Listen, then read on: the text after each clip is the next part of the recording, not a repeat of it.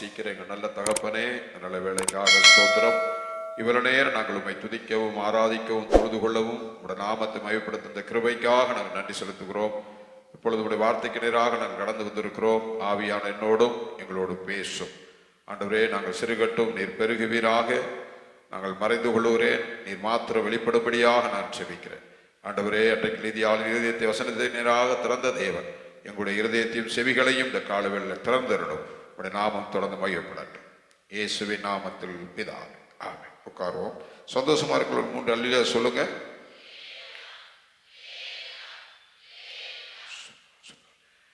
ஒரு சில வசனங்களை நாம் தியானித்து முடியும். 1 பேதுருவின் புஸ்தகம்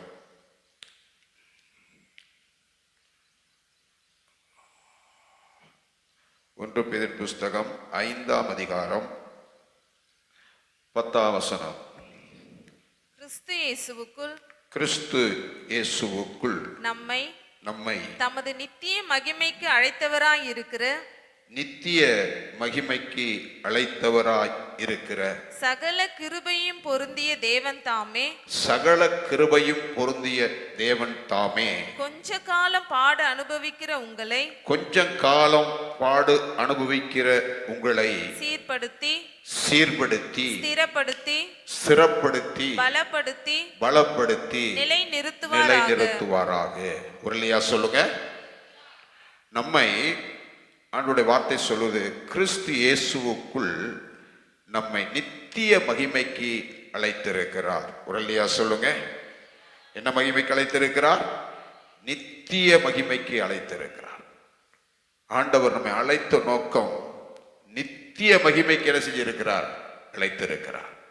நல்லா புரிஞ்சுக்கணும். இந்த உலகத்தில் மாத்திரமல்ல, நாம் தேவனோடு கூட யுக யுக காலமாக நித்திய காலமாக அவரோடு கூட இருக்க நல்ல ஒரு பாக்கியத்தை பெற்றுக்கொள்வதற்குத்தான் உங்களை என்னையும் தேவன் அழைத்திருக்கிறார். ஆகவே நித்திய மகிமைக்கு முடிவில்லாத ஒன்றை கர்த்தர் நமக்கு தந்திருக்கிறார். ரோமர் 8:30 நீங்க வாசிக்கும் போது, ரோமர் 8ஆம் அதிகாரம் 30ஆம் வசனத்தை நீங்க வாசிக்கும் பொழுது, எவர்களை முன்குறித்தாரோ அவர்களை அழைத்தும் இருக்கிறார். எவர்களை அழைத்தாரோ அவர்களை நீதிமான்களும் ஆக்கியிருக்கிறார். எவர்களை நீதிமான்கள் ஆக்கினார்களோ அவர்களை மகிமைப்படுத்தியும் இருக்கிறார். இல்லையா சொல்லுங்க. எவர்களை அழைத்தாரோ அவர்களை நீதிமான்களாக்கி இருக்கிறார். எவர்களை நீதிமான்களாக்கினாரோ அவர்களை மகிமைப்படுத்தி இருக்கிறார். ஒரு காலத்தில் எப்படியோ கடந்த நம்மை அந்த இயேசு நம்மை அழைத்து அவருடைய பிள்ளையாக நம்மை மாற்றி இன்றைக்கு ஒரு பரிசுத்தவாட்டிகளாக அவருடைய ஆலயத்துக்கு வந்திருக்கிறோமே, எவ்வளவு பெரிய மகிமை தெரியுமா? உங்களை கேட்டா சொல்லுவாங்க, ஒரு காலத்துல குடிப்பான், ஒரு காலத்துல சண்டை போடுவான், ஒரு காலத்துல சாராயம் வைப்பான், ஒரு காலத்துல போலீஸ் ஸ்டேஷன் போவான், எப்ப பார்த்தாலும் பிரச்சனை. அப்படி கிடந்த நம்மை தேவன் தம்முடைய பிள்ளையாக மாற்றி ஒரு மகிமையை செலுத்தியிருக்கிறாரு. எவ்வளவு பாக்கியவான்கள் நீங்கள், பாக்கியவதி. ஒல்லியா சொல்லுங்க. எபேசியர் 1ஆம் அதிகாரம் 1 வசனத்தை நீங்க வாசிக்கும் பொழுது, எபேசியர் 1ஆம் அதிகாரம் 1ஆம் வசனம். தேவனுடைய சித்தத்தினாலே இயேசு கிறிஸ்துவினுடைய அப்போஸ்தலனாகிய பவுல் எபேசுவிலே கிறிஸ்து இயேசுவுக்குள் விசுவாசிகளாய் இருக்கிற பரிசுத்தவான்களுக்கு எழுதுகிறார். யாரு நீங்க யாரு? விசுவாசிகளாய் இருக்கிற பரிசுத்தவான்கள். நீங்க யாரு? பரலோக அரசாங்கம் உன்னை பார்த்து சொல்லுது, நம்முடைய தேவன் உன்னை பார்த்து சொல்லுகிறது, பரிசுத்தவான்கள், பரிசுத்தவாட்டிகள். எவ்வளவு மேன்மை, எவ்வளவு மகிமை. கொஞ்சம் யோசிச்சு பாருங்க.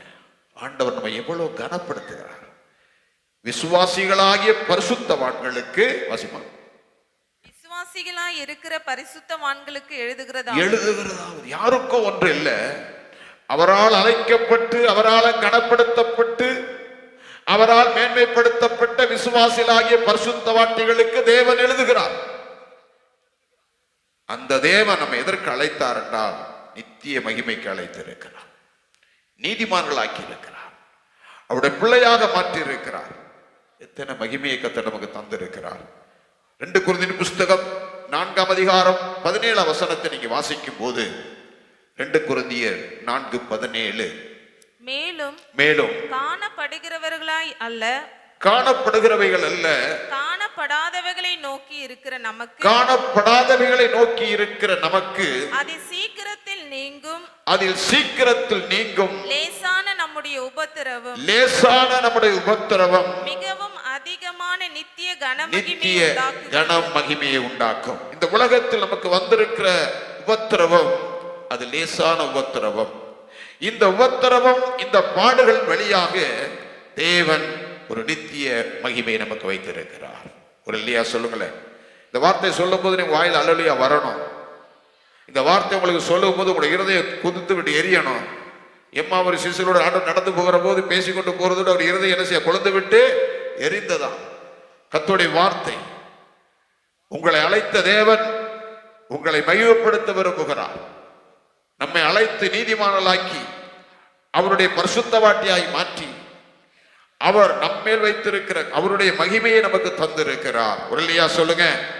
அங்க வேதம் சொல்லுது, வசனத்தை மறுபடியும் வாசிங்க. காணப்படுகிறவைகளை அல்ல, காணப்படுகிறவைகள் அல்ல, நாம் இந்த உலகத்தில் பார்க்கிறதுல காணக்கூடியது. ஆனா மகிமை பரலோகம் அதை காணப்படாது, விசுவாசிக்கிறோம். அந்த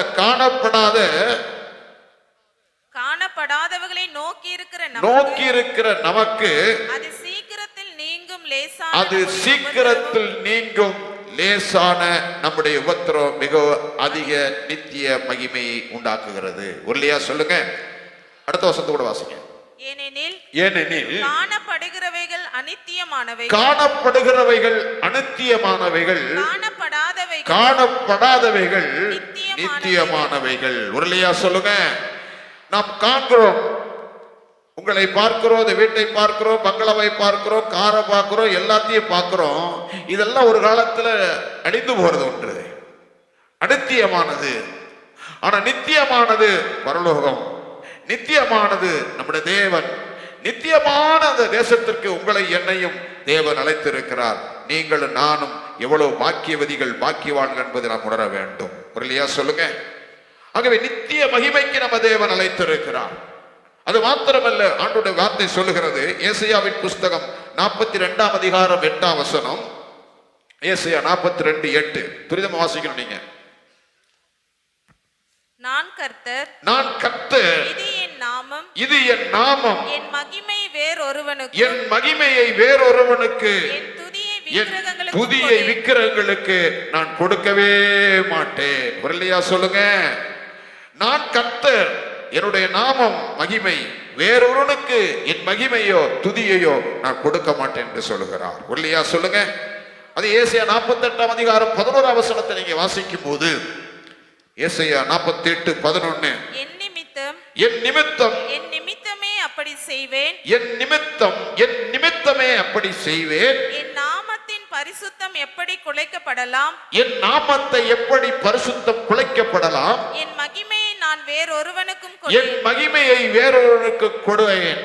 அவர்தான் மகிமைக்குரியவர், அவர்தான் துதிக்கு பாத்திரர், அவர்தான் போற்றக்கூடியவர், அவர்தான் எல்லாவற்றுக்கும் எல்லாமானவர்.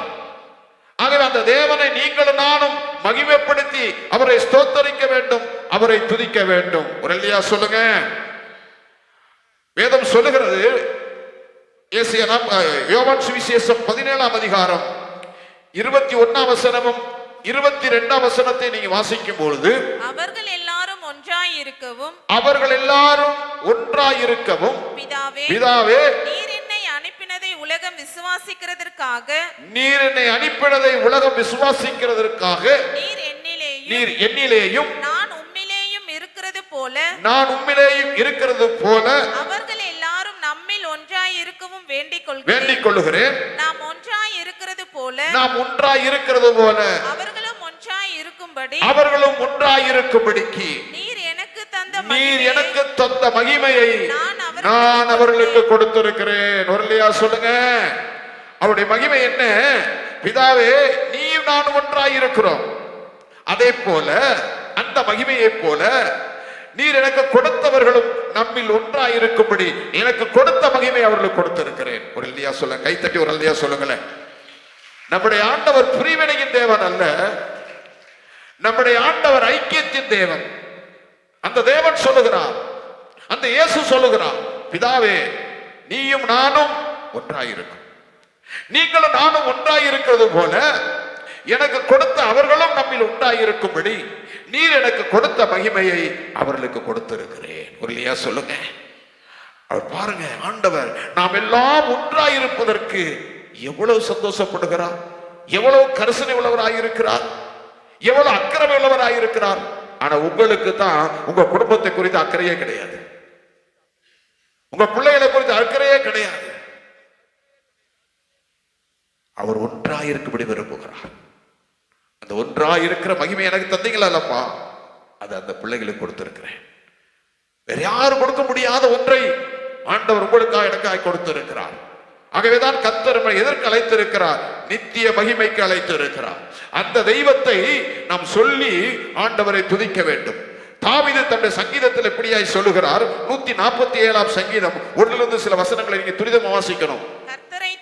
கர்த்தரை துதியுங்கள், நம்முடைய தேவனை கீர்த்தனம் பண்ணுகிறது நல்லது, நம்முடைய தேவனை கீர்த்தனம் பண்ணுவது நல்லது, துதித்தலே இன்பமும் ஏற்றதுமாய் இருக்கிறது, துதித்தலே இன்பமும் ஏற்றதாய் இருக்கிறது.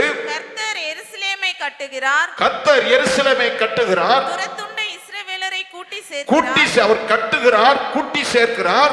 இருதயம் நொறுங்குண்டவர்களை குணமாக்குகிறார், இருதயம் நொறுங்குண்டு வருகிறவர்களை குணமாக்குகிறார். அவர்களுடைய காயங்களை கட்டுகிறார், அவருடைய காயங்களை கட்டுகிறார். அவர் நட்சத்திரங்களின் இலக்கத்தை எண்ணி அவைகளை எல்லாம் பேரிட்டு அழைக்கிறார். நம்முடைய ஆண்டவர் பெரியவரும் மகா பலனுள்ளவருமாய் இருக்கிறார். நம்முடைய ஆண்டவர் மகா பெரியவரும் பலமுள்ளவருமாய் இருக்கிறார். அவருடைய அறிவு அளவில்லாதது, அவருடைய அழிவில்லாதது. கர்த்தர் சாந்த குணம் உள்ளவர்களை உயர்த்துகிறார், துன்மார்க்கரை தரைமட்டம் தாழ்த்துகிறார். கர்த்தரை துதியுடன் பாடி கொண்டாடுங்கள், நம்முடைய தேவனை சுரமண்டலத்தால் கீர்த்தனம் பண்ணுங்கள். அவர் வானத்தை மேகங்களால் மூடி பூமிக்கு மழையை ஆயத்தப்படுத்தி மலைகளில் புல்லை முளைப்பிக்கிறார். அவர் மிருக ஜீவன்களுக்கும் கூப்பிடுகிற காக்கை குஞ்சுகளுக்கும் ஆகாரம் கொடுக்கிறார். அவர் குதிரையின் பலத்தில் விருப்பமாயிரார், வீரனுடைய கால்களில் பிரியப்படார். தமக்கு பயந்து நமது கிருபைக்கு காத்திருக்கிறவர்கள் மேல் கர்த்தர் பிரியமாயிருக்கிறார். அல்லையா சொல்லுங்க. இந்த தேவனை மையப்படுத்தணுமா இல்ல? கூப்பிடுகிற காக்க குஞ்சுகளுக்கு ஆகாரம் கொடுக்கிற அந்த தேவன், உனக்கும் எனக்கு ஆகாரம் கொடுக்கிற அந்த தேவனை எவ்வளவாய் நீ நான் துதிக்க வேண்டும். இல்லையா சொல்லுங்க. அந்த பிள்ளைகளாய் உங்களை கர்த்தர் என்னை எதற்கு எடுத்துப்படுத்தி இருக்கிறார்? அவர் செய்த நன்மைகளை எண்ணி துதிக்கும்படியாக. பாருங்க, அந்த மழை பெய்தது, புள்ளி எவ்வளவு வளர்ந்திருக்கிறது. மழை பெய்யும் பொழுது பயிர் எல்லாம் வளர ஆரம்பிக்கிறது.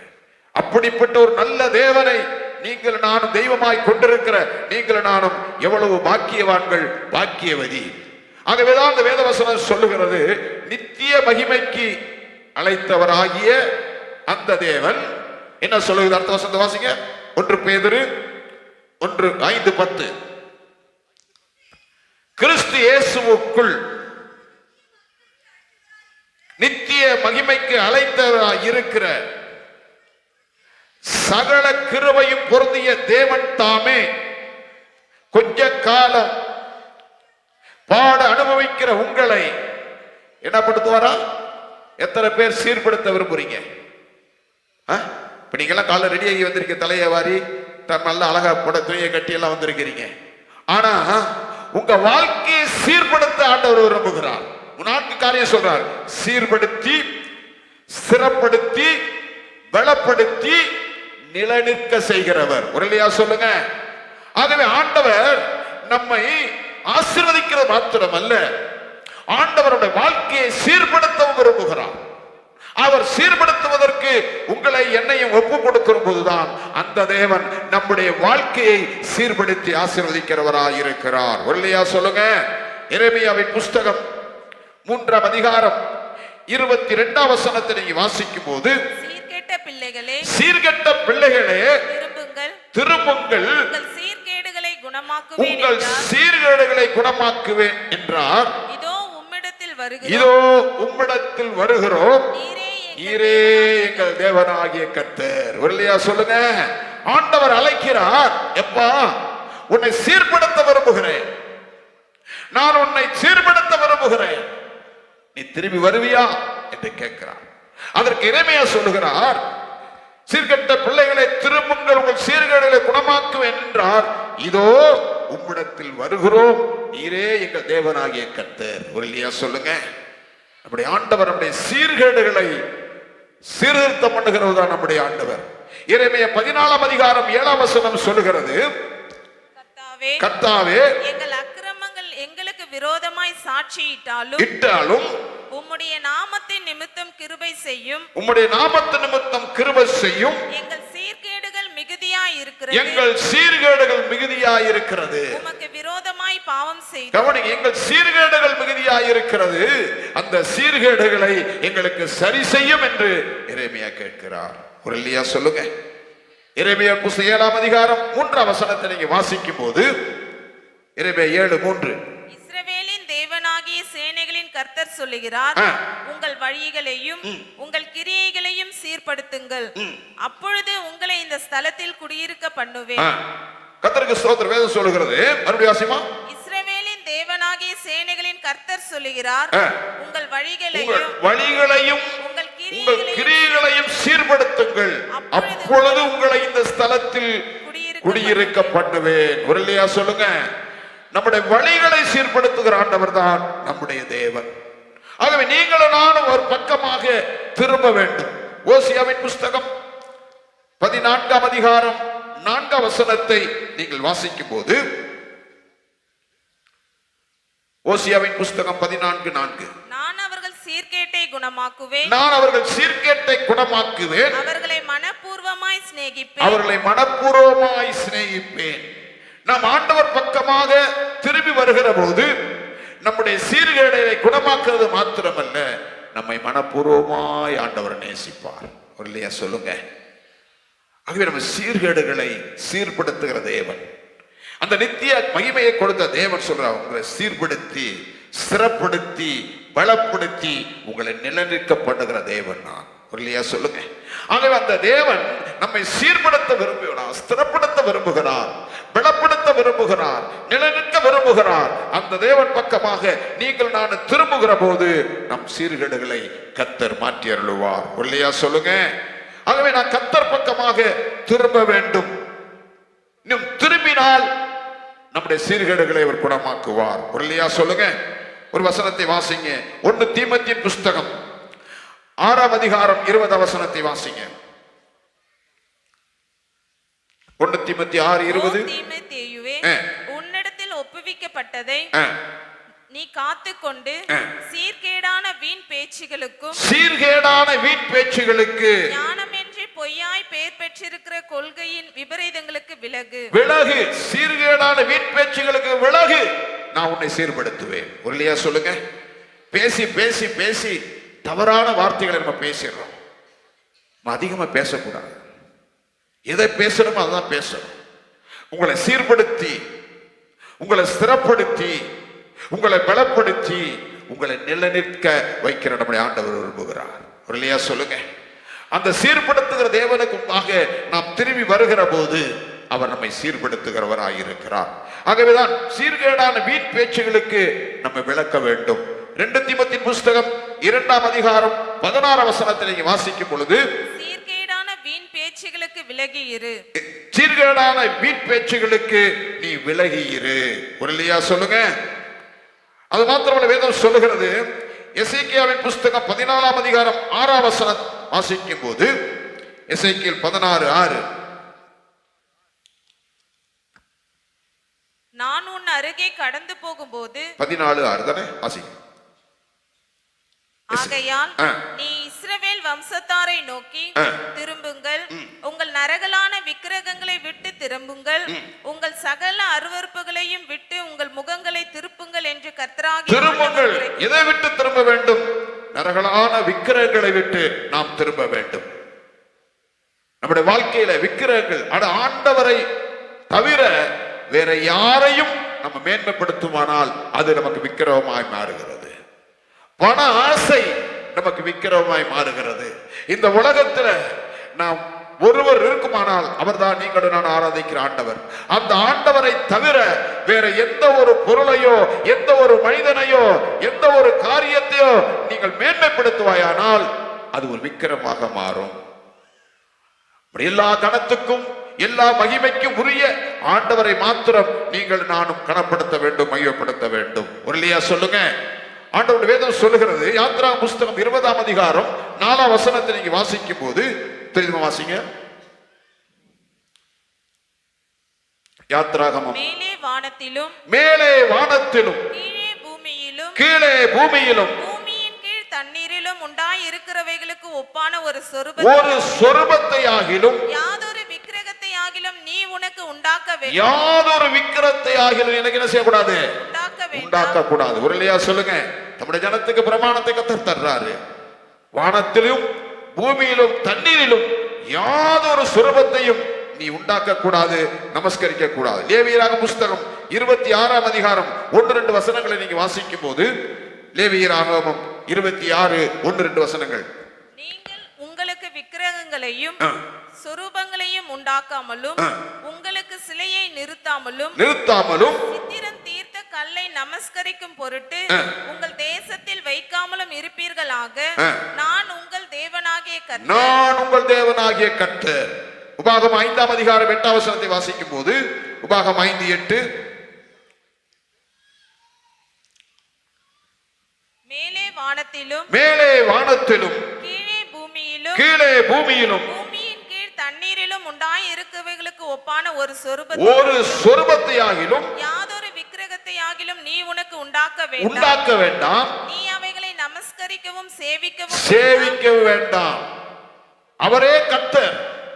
ஆண்டவர் பிரமாணத்தை தருகிறார். ஆகவே இந்த உலகத்தில் ஆவியாயிருக்க தெய்வத்தை மாத்திரம் நீங்கள் நானும் அவரை தொழுது கொள்ள வேண்டும். அவரை தொழுது கொள்ளுகிறவர்கள் ஆவியோடு உண்மையோடும் அவரை தொழுது கொள்ள வேண்டும். ஆகவேதான் கர்த்தர் நீ விக்கிரகங்களை விட்டு திரும்ப வேண்டும். அது மாத்திரமல்ல, வேதம் சொல்லுது. எசேக்கியா 18ஆம் அதிகாரம் 23ஆம் வசனம் சொல்லுகிறது. எரேமியா 18:23, துன்மார்க்கன் சாகிறது எனக்கு எவ்வளவேனும் பிரியமோ, துன்மார்க்கன் சாவுறது எவ்வளவு பிரியமோ, அவன் தன் வழிகளை விட்டு திரும்பி பிழைப்பதை அல்லவோ எனக்கு பிரியம். ஒருலையா சொல்லுங்க.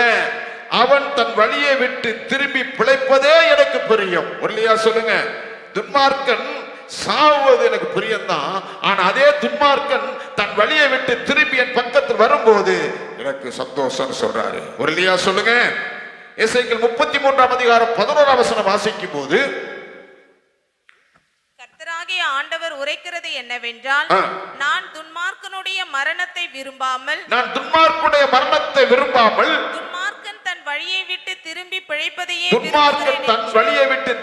பிழைப்பதையே நான் விரும்புகிறேன். ஒருலையா சொல்லுங்க. துன்மார்க்கன் சாகிறது எனக்கு பிரியமில்லப்பா. அந்த துன்மார்க்கன் தன் துன்மார்க்கத்தை விட்டு திரும்பி என் பக்கம் வருவதே நான் பிரியப்படுகிறேன் என்று சொல்லுகிறார். ஒருலையா சொல்லுங்க. யோவேல் 2:12ஆம் வசனத்தை வாசிக்கும் போது, யோவேலின் புஸ்தகம் 2ஆம் அதிகாரம் 12ஆம் வசனம், 12-13 வாசிங்க. ஆதலால் நீங்கள் இப்பொழுதே உபவாசத்தோடும் அழுகையோடும் புலம்பலோடும் உங்கள் முழு இருதயத்தோடும் என்னிடத்தில் திரும்புங்கள் என்று கர்த்தர் சொல்லுகிறார். நீங்கள் உங்கள் வஸ்திரங்களை அல்ல உங்கள் இருதயங்களை கிழித்து உங்கள் தேவனாகிய கர்த்தரிடத்தில் திரும்புங்கள். அவர் இரக்கமும் மன உருக்கமும் நீடிய சாந்தமும் மிகுந்த கிருபையும் உள்ளவர். நாம் தேவனிடத்தில் வரும்போது அவர் நமக்காக மனஸ்தாபப்படுகிறவராய் இருக்கிறார், நம்மை சீர்படுத்துகிறவராய் இருக்கிறார். ஒருலையா சொல்லுங்க. ஆகவே கர்த்தர் பக்கமாக நாம் திரும்பும் போது கர்த்தர் நம்முடைய வாழ்க்கையை, நம்முடைய குடும்பத்தை, நம்முடைய ஜீவியத்தை அவர் சீர்படுத்துகிறவராய் இருக்கிறார். அல்லேலூயா. ஆமோசின் புஸ்தகம் 9ஆம் அதிகாரம் 12ஆம் வசனத்தை வாசிக்கும் போது, அந்நாளில் விழுந்து போன தாவீதின் கூடாரத்தை நான் திரும்ப எடுப்பித்து அதன் திறப்புகளை அடைத்து அதில் பழுதாய் போனதை சீர்படுத்தி பழுதாய் போனவைகளை சீர்படுத்தி பூர்வ நாட்களில் இருந்தது போல அதை ஸ்தாபிப்பேன் என்று அதை இதை ஸ்தாபிப்பேன் என்று செய்கிற கர்த்தர் சொல்லுகிறார். சொல்லுகிறார். ஒரு இல்லையா சொல்லுங்க. நீ திரும்பும் பட்சத்தில் எந்த நிலையில் நீ விழுந்து போயிருக்கிறாயோ ஆண்டவர் அந்த நிலையில் இருந்து உன்னை மேன்மை எடுத்து உன்னை பழுதாய் போன வாழ்க்கையை மீண்டும் சீர்படுத்தி உன்னை நிலைக்க வைக்க விரும்புகிறார். ஒரு இல்லையா சொல்லுங்க. ஆகவேதான் வேதம் சொல்லும், தித்திய மகிமைக்கு அழைத்ததான தேவன் முதலாவது உன்னை சீர்படுத்த விரும்புகிறார்.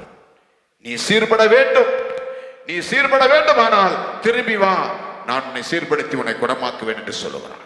அடுத்ததாக சொல்லுகிற அதே வசனத்துல உன்னை ஸ்திரப்படுத்துவேன். என்னப்படுத்துவேன்? ஸ்திரப்படுத்துவேன். சங்கீதம் 17 அதிகாரம் 4 வசனத்தை நாம் வாசிப்போம். சங்கீதம் 17:5. சங்கீதம் 17. என் காலடிகள் வழுவாத படிக்கு என் நடைகளை உமது வழிகளில் ஸ்திரப்படுத்தும். நீ கேட்கணும் ஆண்டவர்ட்ட. அங்க தாவீது கேட்கிறாரு, என் காலடிகள் வழுவாத படிக்கு என் நடைகளை உமது வழிகளில் ஸ்திரப்படுத்தும். இல்லையா சொல்லுங்க. உன் வாழ்க்கையை, உன் வழியை ஸ்திரப்படுத்துவதற்கு தேவன் விரும்புகிறார். ஆகவே அந்த தேவனிடத்தில் தாவீது கேட்கிறார், என் காலடிகள் வழுகி போகிறதப்பா, அது வலுவாதபடிக்கு என் நடைகளை உமது வழிகளிலே ஸ்திரப்படுத்தும். நீங்களும் நானும் கேட்கணும். அடிக்கடி வழி விழுகிறேனே, அடிக்கடி வாழ்க்கை போய்கிட்டு இருக்குதே, ஆண்டவரே என்னை உமது வழிகளில் ஸ்திரப்படுத்தும். அந்த தேவன் நம்ம ஸ்திரப்படுத்துகிறவர். சங்கீதம் 27:14 வாசிக்கும் போது, சங்கீதம் 27:14, கர்த்தருக்கு காத்திரு, அவர் உன் இருதயத்தை ஸ்திரப்படுத்துவார், திடமனதாயிருந்து கர்த்தருக்கே காத்திரு. கர்த்தருக்கு நீ காத்திருக்கிற போது உன் வாழ்க்கையை ஸ்திரப்படுத்துவார். இன்றைக்கு ஆண்டவருடைய சமூகத்துல எவ்வளவு நேரம் நீங்க காத்திருக்கிறீங்க? உங்க வாழ்க்கை, உங்க குடும்பத்திற்காக, உங்களுடைய ஜீவியத்திற்காக. ஆண்டவரே என்னை சீர்படுத்துறது மாத்திரமல்ல, எனக்கு ஸ்திரப்படுத்த வேண்டுமே ஆண்டவரே. ஸ்திரப்படுத்துறது என்றால் உறுதிப்படுத்துதல், உறுதியாயிருப்பது. இதுல உறுதியாயிருப்பது 2 பேர் புஸ்தகம் 1 அதிகாரம் 12 வசனத்தை நீங்க வாசிக்கும் போது திரும்ப வாசிக்கணும். 2 பேர் 1:12.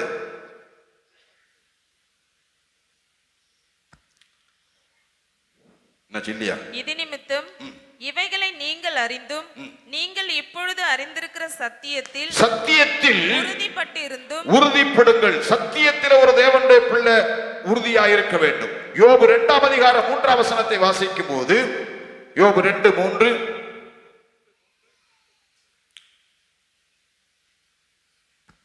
அப்பொழுது கர்த்தர் சாத்தானை நோக்கி, நீ என் தாசனாகிய யோபின் மேல் கவனம் வைத்தாயோ?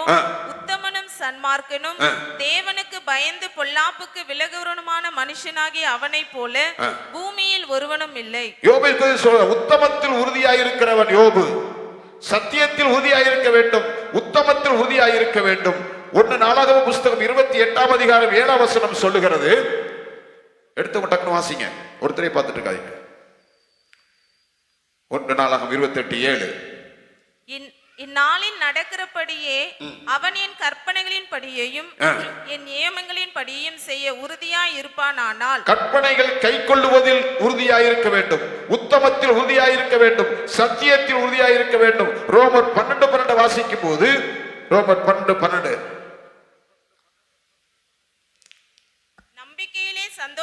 நம்பிக்கையிலே சந்தோஷமாயிருங்கள், உபத்திரவத்திலே பொறுமையாயிருங்கள், ஜெபத்திலே உறுதியாயிருங்க. ஜெபத்தில் ஒரு தேவனுடைய பிள்ளை உறுதியாயிருக்கணும். கர்த்தரின் வாழ்க்கையில இதை செய்வார். அதை பெற்றுக் கொள்கிற வரையிலும் உன்னுடைய ஜெபத்தை விடக்கூடாது. ஜெபத்திலே நீ உறுதியாயிருக்கணும். பிலிப்பியர் 1:27, நான் வந்து உங்களை கண்டாலும் நான் வராமல் இருந்தாலும் நீங்கள் ஒரே ஆவியிலே உறுதியாய் நின்று, ஒரே மனதில் உறுதியாயிருக்கணும். ஒரே மனம், ஒரே உறுதியாயிருக்க வேண்டும். நீதிமொழி புஸ்தகம் 4 அதிகாரம் 13 வசனத்தை நீங்க வாசிக்கும் போது, நீதிமொழிகள் 4:13, புத்திமதியை உறுதியாய் பற்றிக்கொள், புத்திமதியை உறுதியாய் பிடிச்சுக்க, அதை விட்டு விடாதே, அதை விடாத, அதை காத்துக்கொள், அதை காத்துக்கொள், அதுவே உனக்கு ஜீவன். அதுவே உனக்கு ஜீவன். உடலையா சொல்லுங்க. இன்னைக்கு புத்திமதி என்ன சொன்னா கேக்குறானா? பெருசா சொல்றதுக்கு வந்துட்டாருப்பா. ஆனா அவன் வாழ்க்கை பின்னாடி பாத்தீங்கன்னா பரிதாபமா இருக்கிறது. ஆனா நம்முடைய ஆண்டவர் சொல்றாரு, புத்திமதியை உறுதியா பிடிச்சுக்க. பெரியவங்க புத்தி சொன்னா அது உறுதியா பிடிச்சுக்கணும். புத்திமதியை உறுதியா பிடித்துக்கொள், அதை விட்டு விடாத, அதை காத்துக்கொள், அந்த புத்திமதியை காத்துக்கொள், அதுவே உனக்கு ஜீவன். உடலையா சொல்லுங்க. போறப்ப தம்பியை பார்த்தியப்பா, மெதுவா போப்பா அப்படின்னா அவன் சொல்றான், இந்த பெருசுக்கு வேலை இல்லைங்கிறான். கொஞ்ச தூரம் போனா என்ன பண்றான்? பள்ளத்துல விழுந்து அடிபடுறான். ஏன்? புத்திமதியை கேட்கறது இல்லை. அதுதான் உனக்கு ஜீவன். உன் வாழ்க்கையில தேவன் கொடுக்கிற புத்திமதிகளை சொல்லுகிற போது அது கேட்டு நடப்பாயானால் அதுதான் உன் வாழ்க்கையின் ஜீவன். இல்லையா சொல்லுங்க. ஆகவே தான் வேதம் சொல்லுகிறது, உன்னை ஸ்திரப்படுத்துகிற தேவன். அது மாத்திரமல்ல, வேதம் சொல்லுகிறது, நெகேமியாவின் புஸ்தகம் 9ஆம் அதிகாரம் 38ஆம் வசனம் சொல்லுகிறது. நெகேமியா 9:38. இவை எல்லாம் இப்படி இருக்கிறபடியால் நாங்கள் உறுதியான உடன்படிக்கை பண்ணி, உடன்படிக்கையில் உறுதியாயிருக்கணும். ஞானஸ்தானம் பெற்ற தேவனுடைய பிள்ளைகள் செபத்துல, ஞானஸ்தான உடன்படிக்கையில கடைசி வரை உறுதியாயிருக்கணும். இல்லையா சொல்லுங்க. இனி அநேகர் ஞானஸ்தானம் பெற்றவர்கள் மறுபடியும் தங்களுடைய பழைய வாழ்க்கைக்கு, விக்கிர ஆராதனைக்கு போய் தங்களுடைய வாழ்க்கையை அழித்து நித்திய நரகத்துக்கு போய்க்கிறதுக்கு ஆயத்தமாய் கொண்டிருக்கிறார்கள். என்றைக்கு ஞானஸ்தானத்தை உடன்படிக்கை பண்ணினோமோ கடைசி வரையிலும், ஜீவன் போற வரையிலும், நித்தியத்துக்கு போகிற வரையிலும் நம்ம உடன்படிக்கை மாறவே கூடாது. இல்லையா சொல்லுங்க. இல்லையா சொல்லுங்க. ஆகவே நம்முடைய தேவன் சீர்படுத்துகிறவர், ஸ்திரப்படுத்துகிற தேவன். அது மாத்திரமல்ல, வேதம் சொல்லுகிறது அவர் பலப்படுத்துகிற தேவன். லூக்கா எழுதின சுவிசேஷம் 22ஆம் அதிகாரம் 39ஆம் வசனத்திலிருந்து 43ஆம் வசனம் வரை நாம் வாசிப்போம். சீக்கிரம் வாசிங்க, நேரம் இல்லை. லூக்கா 22:39-43ஆம் வசனம் வரை. பின்பு அவர் புறப்பட்டு வழக்கத்தின்படியே ஒலிவமலைக்கு போனார். இயேசுவானவர் புறப்பட்டு வழக்கத்தின்படி ஒலிவமலைக்கு போனார். அவருடைய சீஷரும் அவரோடு கூட போனார்கள். அவ்விடத்தில் சேர்ந்த பொழுது அவர் அவர்களை நோக்கி, நீங்கள் சோதனைக்கு உட்படாதபடிக்கு ஜெபம் பண்ணுங்கள் என்று சொல்லி அவர்களை விட்டு கல்லெறி தூரம் அப்புறம் போய் முழங்கால் படியிட்டு, பிதாவே, உமக்கு சித்தமானால் இந்த பாத்திரம் என்னை விட்டு நீங்கும்படி செய்யும். ஆயினும் என்னுடைய சித்தத்தின் படி அல்ல, உம்முடைய சித்தத்தின் படியே ஆக கடவது என்று ஜெபம் பண்ணினார்.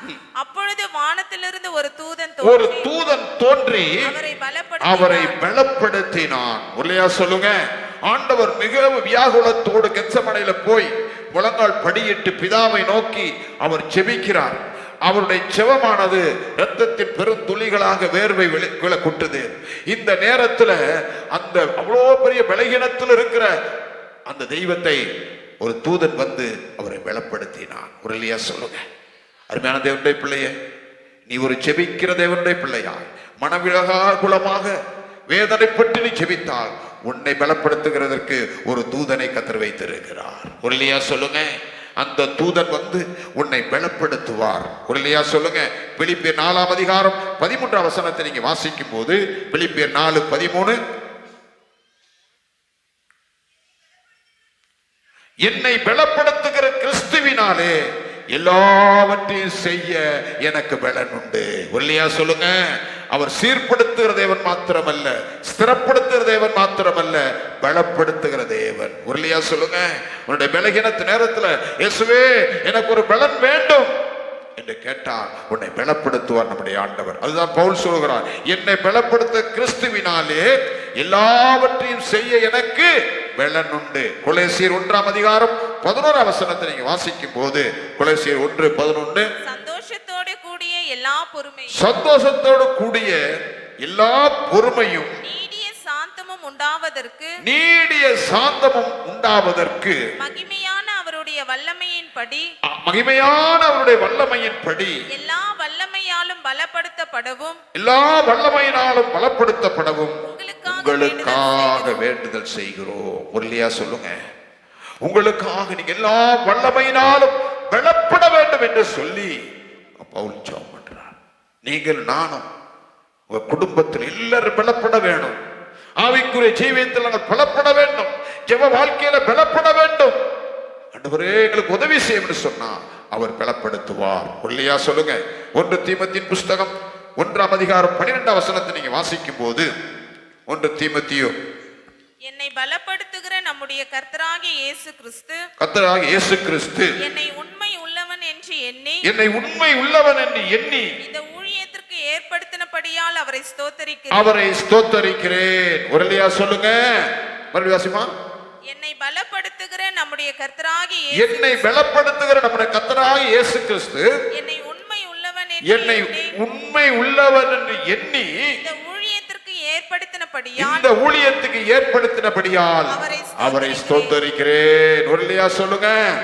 ஆகவே நம்ம எல்லாரையும் ஆண்ட உண்மை உள்ளவர் என்று எண்ணி கர்த்தர் கொண்டு வந்திருக்கிறார், ஊழியத்தை தந்திருக்கிறார். கர்த்தருக்கு நாம் ஸ்தோத்திரம் பண்ண வேண்டும். 2 தீமோத்தேயு புஸ்தகம் 4ஆம் அதிகாரம் 17ஆம் வசனம் சொல்லுகிறது. 2 தீமோத்தேயு 4:17 கர்த்தரோ எனக்கு துணை நின்று என்னாலே பிரசங்கம்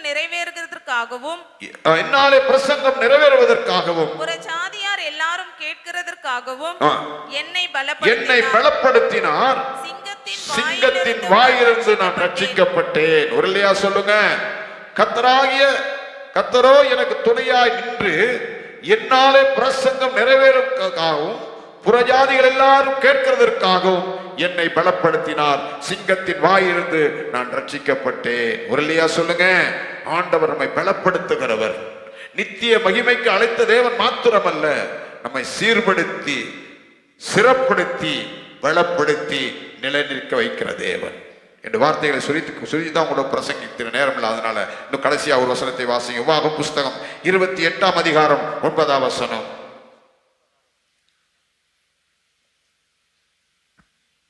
நீ உன் தேவனாகிய கர்த்தரின் கட்டளைகளை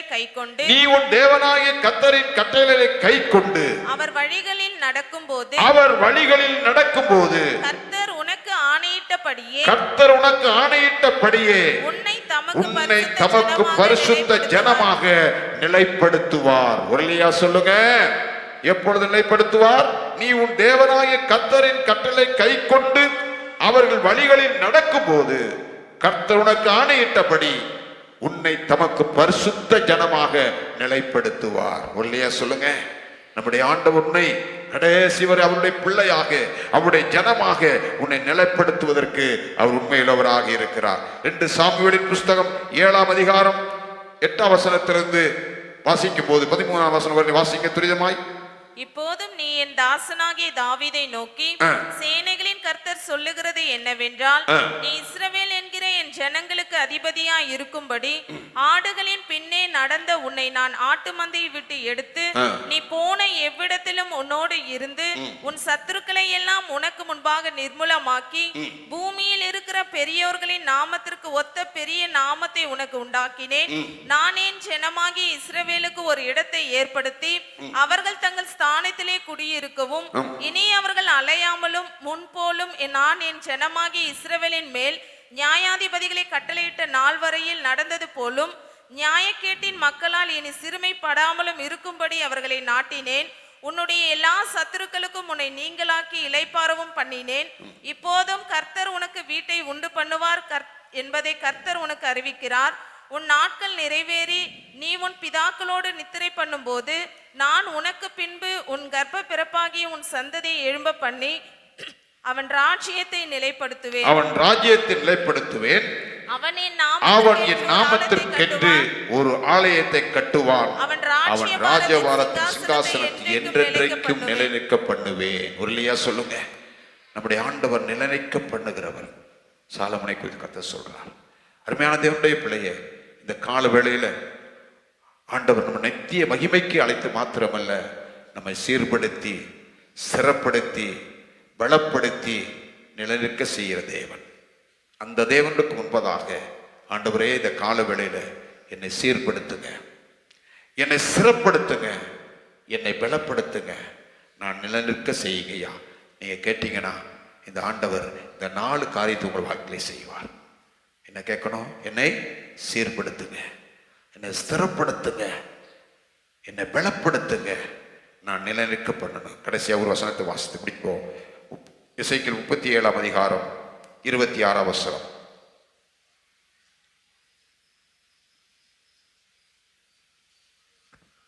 நான் அவர்களோடு சமாதான உடன்படிக்கை செய்வேன். நான் அவர்களோடு சமாதான உடன்படிக்கை செய்வேன். அது அவர்களுக்கு நித்திய உடன்படிக்கையாய் இருக்கும். நான் அவர்களை நிலைப்படுத்தி அவர்களை வர்த்திக்க பண்ணி அவர்கள் நடுவிலே என் பரிசுத்த ஸ்தலத்தை என்றென்றைக்கும் ஸ்தாபிப்பேன். உரலியா சொல்லுங்க. நம்முடைய தேவன் என்றென்றைக்கும் நம்மோடு கூட இருக்கிற தேவன். நம்ம அன்றென்றைக்கு அவரோடு கூட இருக்க வேண்டும். ஆகவே நம்ம ஸ்திரப்படுத்துகிற தேவனை நோக்கி பார்த்து, ஆண்டவரே இந்த கால வேளையில என்னை சீர்படுத்தி, என்னை சிறப்படுத்தி, என்னை பலப்படுத்தி, என்னை நிலருக்க செய்யுங்க ஆண்டவரே என்று கேட்பீர்களானால் கர்த்தர் உங்களை அப்படியாய் செய்வார். கண்களை மூடுவோமா? நாம் ஜெபம் பண்ணுவோம்.